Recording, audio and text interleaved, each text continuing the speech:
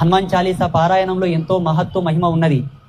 పారాయణం చేసిన వాళ్ళ యొక్క కుటుంబంలో ఎటువంటి భీతి, భయము, భూత ప్రేతాది దుష్ట ప్రయోగాది భయములు ఉండవు.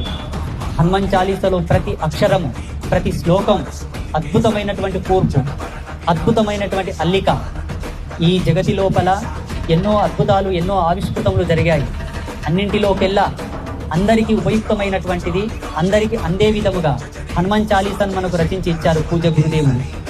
ఆ పారాయణమును భక్తి శ్రద్ధలతో పఠిస్తున్న మీ అందరికీ ఆ హనుమంతుడి యొక్క ఆశీస్సులు పరిపూర్ణంగా అందాలని చెప్పేసి మనస్ఫూర్తిగా నేను కోరుకుంటున్నాను.